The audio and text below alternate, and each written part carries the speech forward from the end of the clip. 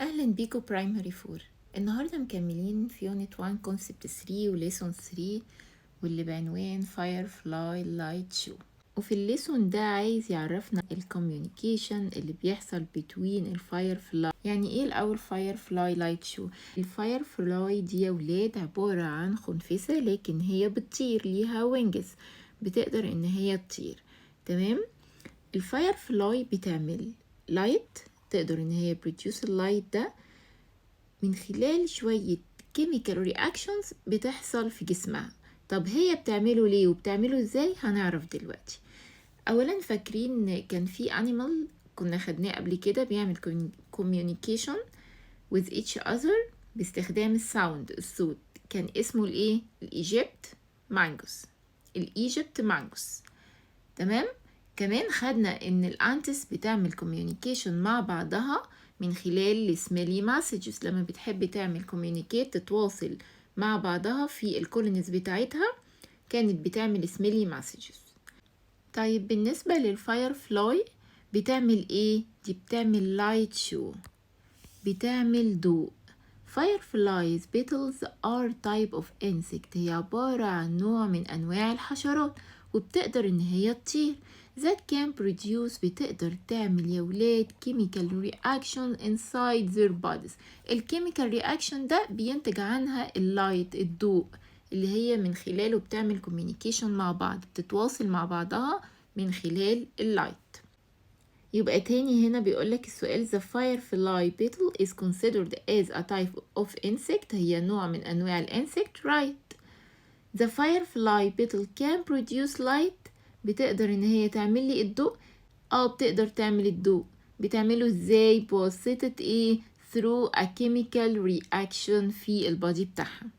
يبقى fireflies beetles are type of insects that can produce chemical reaction inside their bodies that allows them to light up and communicate with each other. تمام. يعني الفايرفلاي لما بتحب تعمل communication تتواصل مع ال other fireflies اللي زيها بتعمل ايه؟ بتعمل light. واللايت ده نتيجة ايه؟ نتيجة chemical reaction inside their bodies. How do fireflies use their sense to communicate؟ هي بتستخدم السنسز بتاعتها اللي احنا عارفينهم طبعا، الفايف سنسز وقلناهم كذا مرة قبل كده. بتستخدمها ازاي في الكوميونيكيشن، في التواصل مع بعضها البعض، ان هم يوصلوا information، ان هم يتكلموا مع بعض، ان هم يجذبوا بعض to reproduce علشان التكاثر. هنعرف ازاي. بيقولك هنا يا ولاد ان الفايرفلايز use their wings، بتستخدم الوينجز بتاعتها to form different flash patterns. يعني ايه different flash patterns؟ بص يا ولاد، الباترن ده هو عبارة عن زي نمط او زي حاجة احنا متفقين عليها او اسلوب متفقين عليه، ان هي مثلا ايه، او بطريقة معينة الفايرفلاي التانية بتفهم هي محتاجة ايه. لو غيرت الاسلوب او النمط اللي بتعمل بيه اللايت ده هيبقى قصدها حاجة تانية برضو هما متفقين عليها او عارفين فاهمين بعض. زي مثلا لما بتيجوا مثلا تلعب مع ايه الفريندز بتوعك، متفقين انت وهو على اشارة معينة، اول ما تعمل الاشارة دي هيبدأ يعمل حركة معينة. هي بالظبط كده الفاير فلاي متفقين ان النمط ده او الاسلوب ده بالطريقة المعينة دي اللي هتنور بيها، يبقى هما هيفهموا هي قصدها ايه. تمام. طيب بتستخدم بقى الباترنز دي او بتستخدم اللايت ده عشان ايه؟ اول حاجة warm of other fireflies petals from predators، بتحذر الفايرفلايز التانية من البريداتورز، ممكن يكون في دينجر، فتبدأ ان هي تعمل باترن معين من اللايت تحذر بيه warm of other firefly من ايه؟ من البريداتورز او الدينجر. تاني حاجة ممكن ان هي تعمل بقى باترن تاني، اسلوب تاني تعمل بيه ايه؟ attract a mate to reproduce، attract a mate to reproduce علشان ينتجوا fireflies جديدة. ليك تاني ان الفايرفلايز دي يا ولاد هي عبارة عن insect produce the light they use to communicate. يبقى بتستخدم ايه علشان communication؟ بتستخدم اللايت. that can produce بتنتج chemical reactions inside their bodies that allows them to light up and communicate with each other. اوكي طيب بتستخدم الكوميونيكيشن دي ليه او بتعمل اللايت ده ليه؟ اول حاجه warm of other firefly petals from predators تحذر بعضها اذا كان في danger ولا لا. attract a mate to reproduce.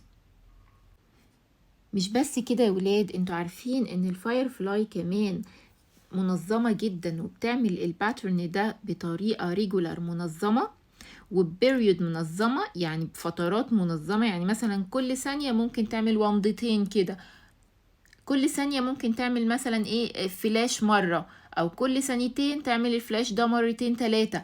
هي منظمة نفسها ومنظمة الباترن بتاعها. لكن لو هي شافت another group في جروب تاني من الفاير فلايز والباترن بتاعهم متغير، like مثلا say ان الجروب الاولاني بيعمل فلاش every second، شافوا جروب تاني بيعمل فلاش every 2 second، هيعملوا ايه؟ هيبدأوا ينظموا نفسهم ان هم يعملوا زي الجروب التاني فلاش every 2 second. ليه؟ علشان كله يبقى ريجولار منتظم وماشي مع بعضه، يبقى زي فلاش at a regular periods of time. But if there is another group، لو في جروب تاني بقى من الفايرفلايز flashing nearby بيعملوا جنبهم أو قريبين منهم لكن في pattern معين في أسلوب تاني غيرهم، هيبدأوا إنهم يعملوا إيه؟ they will change their own flash pattern to match، عشان يعملوا matching to match the flash pattern of the other group to communicate. مفهومة الجزئية دي؟ لو في جروب بيعمل باترن معين وفي جروب تاني بيعمل باترن مختلف، هيبدأوا ريجولار ينظموا نفسهم علشان يمشوا على نفس الباترن. هو بس الفاير فلاي هي اللي بتستخدم اللايت تو كوميونيكيت؟ لا، احنا كمان can use the light to communicate. ممكن ان احنا نستخدمه تو كوميونيكيت زي ترافيك يا ولاد. الترافيك لايتس، مش احنا عارفين اشارات المرور وعارفين ان كل لون بيدينا اوردر معين؟ يبقى كمان الهيومنز use lights to communicate to transfer information such as using traffic lights اللي هي اشارات المرور. طيب تعالوا كده نشوف احنا فهمنا ولا لا. اول حاجه بيقولك the chemical reaction inside firefly petals allow them to reflect the sunlight, no, produce their own light, yes of course, reflect the moonlight، لا طبعا، produce their own sound، لا، يبقى هي produce their own light. Firefly petals use different flash pattern for a warming off from predators only، ولا attracting mates only، ولا warming off from predators and attracting mates، ولا warming off from mates and attracting predators. لا، هي تبقى warming off from predators and attracting mates. طيب احنا خدنا الكولونيز بتاعت الانتس بيعملوا ايه smelly messages، خدنا الايجيبت مانجوز بيعمل ايه sound، وخدنا دلوقتي الفاير فلاي بتعمل لايت. طب ايه بقى الديفرنس والسيميلاريتيز between الانيمال والهيومن في الكوميونيكيشن؟ هل في ways of communication مشتركة بيننا وبين الانيمالز؟ وهل في حاجات خاصة بالهيومن بس وويز تانية خاصة بالانيمالز بس؟ طبعا في. هنا بيقولك there are some similarities and differences، في وجه اختلاف وفي أوجه شبه بين الهيومن والانيمالز في الways of communication، في طرق ان هما يتواصلوا and transferring information. تعالوا كده نشوف الهيومنز الأول بتستخدم ايه for communication. أول حاجة reading. احنا لما بنمسك الموبايل وبنبعت مسج رسالة لأي حد، احنا بنكتب writing وهو بيعمل ايه reading، يبقى احنا transfer الانفورميشن بواسطة writing and reading. كمان watching TV، الأخبار النيوز اللي بتيجي على التيفي وبتنقلها، يبقى احنا كده نقلنا information. كمان السيلفون، الموبايل، الالكترونيك ريدر ديفايس، اللي مش فيه بعض الكتب بتكون متحملة على الموبايل وبيبدأ ان هو فيه ابليكيشن يقرأ لك الكتب دي، ده الكترونيك ريدر. اوكي، ده بالنسبة للهيومن، ما بنلاقيهوش أبدا في الأنيمال ولا في الانسكت ولا في أي حاجة من الحاجات دي. طيب بالنسبة للأنيمال، فاكرين الإيكولوكيشن كان مع مين؟ كان مع الباتس، وكمان كان مع الدولفين. أوكي، ودول انيمال، يبقى الانيمالز بتستخدم الايكولوكيشن. هل في هيومن يقدر يستخدم الايكولوكيشن فور ترانسفيرنج انفورميشن؟ اكيد لا طبعا. طيب في بقى حاجات مشتركة similarities between الهيومن والانيمالز في transferring of information. في اول حاجة producing sounds، زي الهاي pitched and low pitched. فاكرين الهاي pitched واللو pitched كانت مع مين؟ مع الهامباك وولز اللي كان بيعمل songs underwater to communicate. علشان يتواصل كان بيعمل songs وكان بيعمل تونز معينة، وكانت في الوينتر كانت high pitched وكانت في السمر low pitched. ده عبارة عن sound. يبقى الهيومن بيستخدم الساوند والانيمالز بتستخدم الساوند.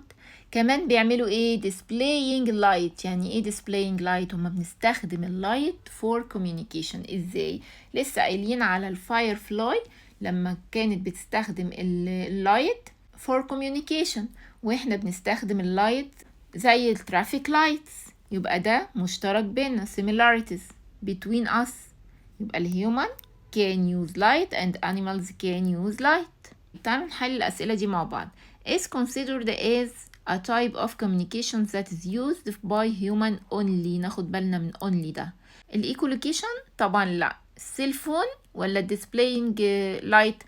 displaying light احنا قلنا بنستخدمه في الهيومن وبنستخدمه في الانيمال، يبقى لا مش displaying light and not الإيكولوكيشن، يبقى هو السيلفون عشان هنا بيقول لي only. طيب تمام. is considered as a type of communication that's used by animal only. animal only. writing، هو الانيمال بيعمل writing يا ولاد؟ اكيد لا. echolocation، اكيد echolocation. طيب high pitched sound، لا الهاي pitched sound مشتركة between الانيمال والهيومن. طيب مراجعة سريعة بقى، احنا قلنا ان الفاير فلاي لايت شو. فاير فلاي يا ولاد هي عبارة عن insect. الانسكت دي بتعمل produce chemical reactions inside their bodies. نتيجة الكيميكال رياكشن ده بيحصل ايه؟ they allows them to light، بتبدأ ان هي تنور like الفلاش كده and communicate with each other. الكوميونيكيشن او اللايت ده بيستخدموه في ايه او مهم في ايه؟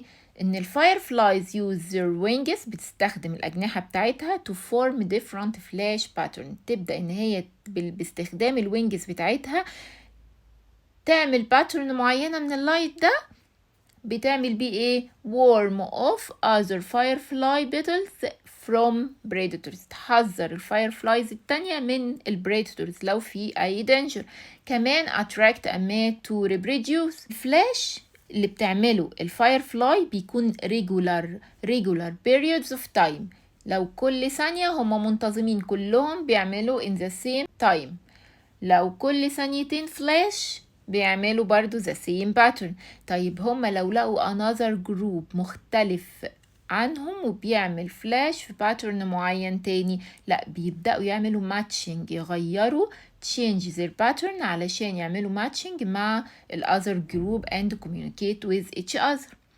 طيب هل الفايرفلاي بس هي اللي بتستخدم اللايت؟ لا، ده الهيومن كمان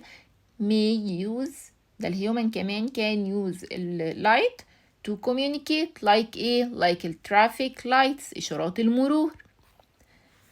كمان اتكلمنا عن similarities and differences between الcommunication في الهيومنز and الانيمالز. الهيومنز قلنا ممكن يستخدم reading، writing، watching TV، cell phone and electronic reader device. ده طبعا في الهيومن only. طب for animal، في الانيمالز only الإيكولوكيشن. طيب ايه المشترك بينهم؟ ان هما الاتنين can produce sound، يقدروا يتواصلوا بطريقة الصوت. كمان displaying light، يستخدموا الأضواء، يستخدموا النور زي الفاير فلاي وزي الترافيك لايتس. ده مش بس الترافيك لايتس يا ولاد، ده احنا ممكن نكون مثلا ان بابا سايق العربية ونلاقي بيقول ايه؟ العربية اللي ورا بتقلب لي نور. بتقلب نور دي معناها انهم بيعملوا communication مع بعض عايزة تتواصل معايا، تعرفني حاجة مثلا، عايزة توصل لي معلومة. تمام يا ولاد؟ مفهوم الدرس ده؟ طيب نيجي بقى للدرس اللي بعده lesson 4 وبيتكلم عن transferring information برضو، ازاي بنتنقل المعلومات. قلنا ان الفايرفلاي communicate with each other by هنا بيقول لي sound. طبعا غلط، هيبقى عن طريق ايه؟ light مش sound. هنا بيقول لي humans communicate with each other through language. اللغة مهمة جدا. يعني ايه language يا ولاد؟ احنا عندنا Arabic language، عندنا English language، عندنا German language. في language كتير موجودة between الهيومن. يعني مثلا انا بعرف English وانت بتعرف English، لما باجي بعمل communication by English انت هتفهمني. طيب لو انت بتتكلم اسباني وانا مش بفهم اسباني، هل هنقدر نفهم بعض؟ اكيد لا طبعا. ده عبارة عن كود. يبقى اللانجوج دي يا ولاد عبارة عن اكواد احنا متفقين عليها، عارفين ان حرف الالف ده يعني بيتنطق مثلا، عارفين كل حرف بيتنطق ازاي. يبقى عبارة عن اكواد، وهنعرف هتجيلنا الكلمة دي دلوقتي وهنعرف يعني ايه بالظبط. طيب هنا بيقول لك some organs collect information about the احنا بقينا شاطرين وعارفين ايه الاورجانز اللي collect the information from the environment، ومين بيعمل processing ليها اللي هو مين؟ the main control center of the body اللي هو البرين. اوكي كل ده عرفناه خلاص تمام. وبيقول لك ان الهيومن senses are used to gather يعني collecting information from the surrounding environment. طيب تمام كل ده عارفينه. eyes detect light energy والايرز detect ايه؟ بتحدد لي sound energy. اوكي تمام. طبعا الشطار اللي معايا فاهمين كل الجزئية دي وسهلة جدا شرحينها قبل كده. اللي مش عارف اي حاجة يبعتلي على التليجرام وانا هرد عليه. عايزين بقى شوية examples الانفورميشن اللي received by the eye اللي بنستقبلها بالاي بالعنينة. زي ايه؟ طبعا الترافيك لايت اللي هي اللايت اللي احنا قلنا عليها. طيب وايه كمان؟ some people يا ولاد use a rescue flare to get help. يعني ايه؟ يعني في بعض الناس بتبقى مثلا طالعة حالات في الديزرت في الصحراء، دول لازم بيبقى معاهم حاجة اسمها rescue flare اللي هو ايه؟ شعلة انقاذ. يعني ايه شعلة انقاذ؟ هما موجودين دلوقتي ومحدش شايفهم وصوتهم الساوند بتاعهم مش هيوصل. طيب لو حصل وان السيلفون بتاعهم الموبايل ما فيهوش شبكة، فبيبدأوا يتواصلوا مع الناس البعيدة عنهم قوي بايه؟ بان هم يعملوا شعلة اسمها شعلة انقاذ. فلما حد يشوفهم من بعيد بالاي اهو received by eye، اتواصلوا بالاي. ايه اللي حصل؟ هما شافوهم وشافوا ان في شعلة جاية من بعيد، وهما متفقين ان لما يكون في شعلة انقاذ يبقى في حد عايز هيلب، عايز مساعدة. اوكي طيب ايه كمان؟ ده كمان بيستخدموها على المراكب. لما في مركب مثلا بتتوه في البحر او وبيبقى في مركب قريبة منها الساوند بتاعها مش هيوصل، فبيبدأوا يستخدموا الريسكيو فلير ده علشان ايه؟ يتواصلوا مع بعض. كمان الفاير هي نفس فكرة الريسكيو فلير. people use signal fires to communicate over distance of many kilometers. نفس فكرة الريسكيو فلير. ايه تاني بقى يا شباب؟ احنا عندنا الميرور. some travelers use mirror to attract يشدوا انتباه attract the attention of the rescue helicopter. لما بيكون برضو في حد في الديزرت وتايه وفي هليكوبتر طلع تدور عليهم، وهما لا معاهم مثلا ريسكيو فلير ولا معاهم فاير، معاهم مثلا ميرور، هيعملوا ايه؟ هيبدأوا يستخدموا الميرور to attract the attention of the rescue helicopter. الهليكوبتر اللي جاية تنقذهم هيبدأوا يستخدموا الميرور كده ويعكسوا عليها السان لايت علشان يشدوا انتباههم. ده بالنسبة للinformation that the eye receive. اوكي طيب فاكرين بقى لما قلت لكم ان اللانجوج دي عبارة عن اكواد كود؟ الحروف الليترز بتاعتنا دي كلها عبارة عن اكواد. الليترز بتاعت الانجليش برضو نفس الكلام، سبانيش نفس الكلام، الجيرمان نفس الكلام، كلها أكواد. Humans use codes to transmit information. It is a pattern that has meaning. يعني ايه pattern that has meaning؟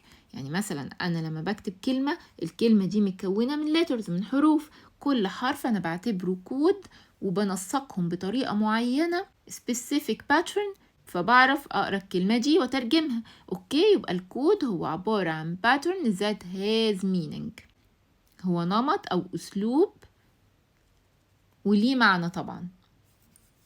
يبقى humans use codes to transmit information. إيه هو الكود؟ It's a pattern that has meaning. طيب إيه تاني يا ولاد إحنا نقدر نستخدمه في الكوميونيكيشن، في التواصل؟ thumbs up or thumbs down. يعني إيه؟ عارفين كده لما تجاوب صح فالمستر يقولك right اللي هي دي. طيب انت عملت حاجة بقى وانا sad، انا حزين، انا متضايقة منك، هعمل لك ايه؟ هعمل لك الاشارة دي thumbs down. can express simple meaning like good or bad. وكلنا متفقين عليها، عارفين ان انا لما اعمل right كده اللي هي thumbs up يبقى انا مبسوطة، it's a good job. لما اعمل thumbs down اهو يبقى انا ايه؟ مش مبسوطة وده bad job. كمان زي traffic lights can express simple meaning like stop or go. يعني أنا بشوف الترافيك لو لونها red stop، yellow ready and green بقول لحضرتك ايه؟ اتفضل الطريق مسموح لك ان انت تمشي دلوقتي. تمام؟ طيب الاكسبريشنز بقى، مش ساعات كده تلاقي مامي كده انبسطت وراحت مبتسمة كده smiley face، وساعات نلاقيها angry و sad مكشرة كده، هو ده الاكسبريشن اون فيس، تعبيرات الوش. انا اقدر اعمل كوميونيكيشن مع اللي قدامي من تعبيرات وشي، يعرف انا happy ولا sad. ده عبارة عن كود برضو.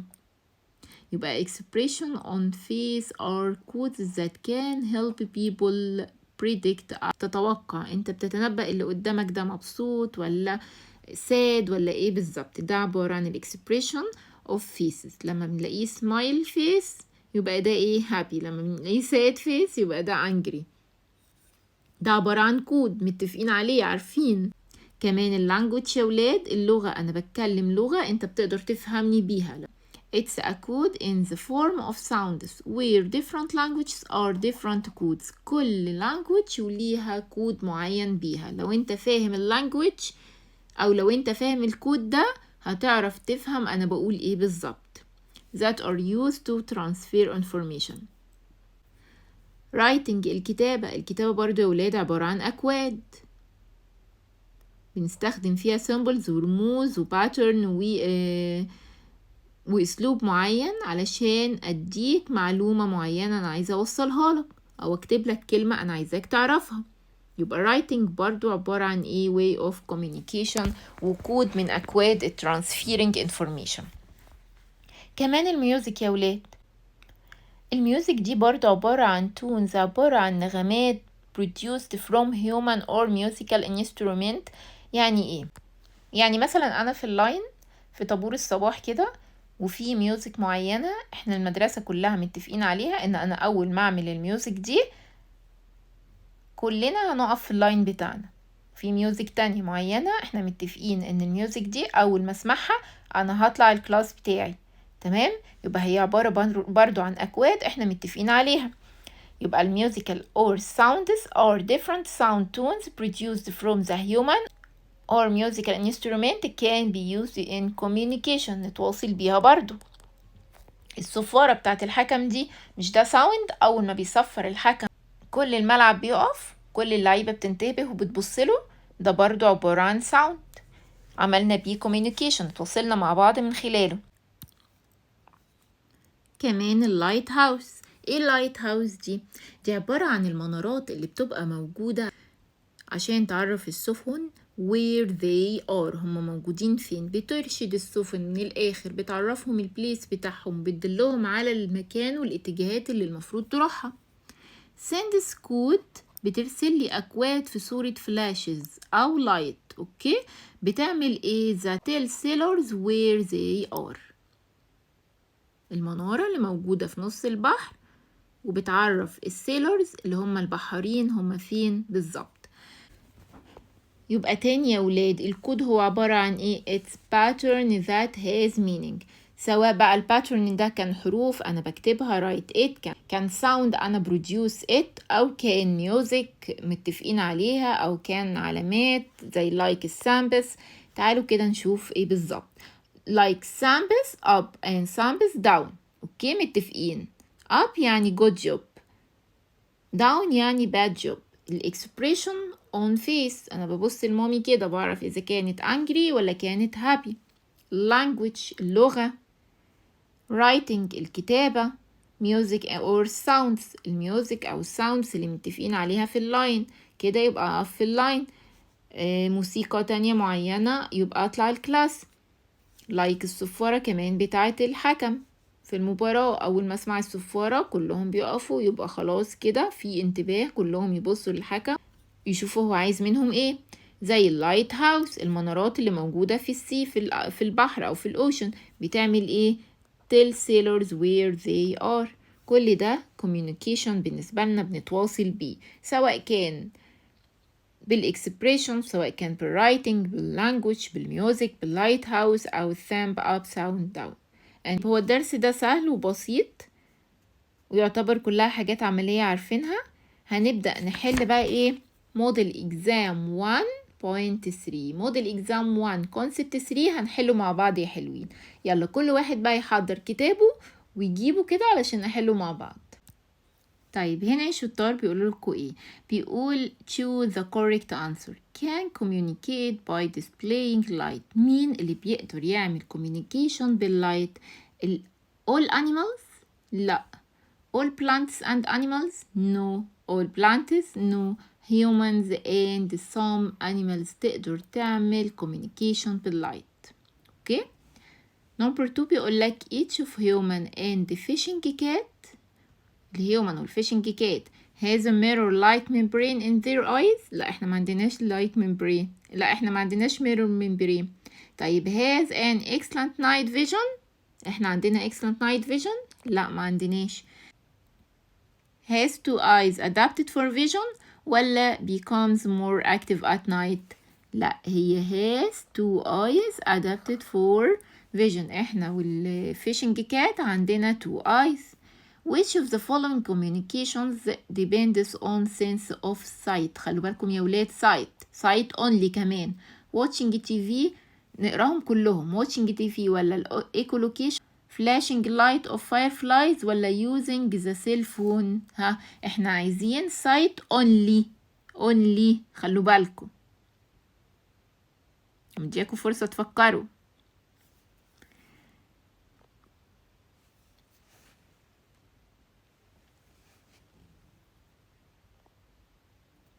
برافو، flashing lights of fireflies. طيب painted surface the incoming light rays. painted surface absorbs only ولا absorbs and reflects ولا reflects only ولا allows to pass؟ painted surface بيعمل ايه؟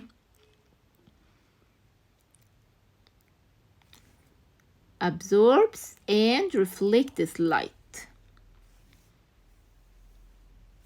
طب هنا بيقولك give reason for the following. you can see an object placed behind a glass cup. glass cup يا ولاد يعني transparent material، يبقى because the glass is a transparent materials which allow light to pass through. احنا قلنا ان transparent materials بتسمح بمرور الضوء.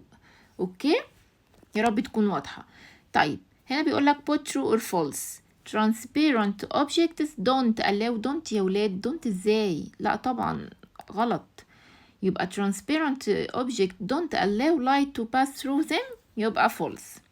number 2 human has a huge eye like fishing cat to gather and reflect any light available. احنا عندنا huge eye؟ لا ما عندناش huge eye، كمان false. Number 3 nocturnal animals have bigger eyes than human. أكيد طبعا nocturnal animal عندها bigger eyes than our eyes. يبقى دي right. Human can see in dim light as well as in bright light if these eyes contain a mirror-like membrane. لو احنا عندنا mirror-like membrane هنقدر نشوف في الديم لايت زي ما بنشوف في البرايت لايت، ودي كمان صح. What happens if؟ ايه اللي هيحصل لو light falls on a rough surface؟ احنا قلنا الروugh surface like الوود يا ولاد بيحصل ايه؟ بيتشتت الأشعة اللي موجودة فيه و less amount of the light will be reflect. يبقى هنا يحصل ايه؟ light rays will reflect in different direction عشان حصل لها ايه؟ diffuse اتشتتت. يبقى light rays will reflect in different directions. طيب complete the following sentence.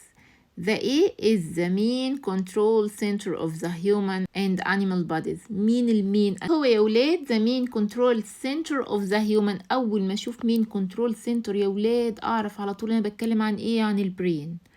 While A are considered the organ of sight. sight يعني الرؤية، يبقى مين؟ eyes على طول، العين هي المسؤولة عن الرؤية. Fishing cats depend on the sense of الفيشنج كات بتعتمد على السنس اللي هي ايه؟ بتعتمد على حاسة sight in weak light level عشان عندها mirror like membrane. اوكي؟ يبقى fishing cats depend on the sense of sight in weak light levels. while incomplete بقى في complete darkness في الظلام التام they depend on ايه؟ sense of مين شطور هيقول؟ excellent hearing and smelling.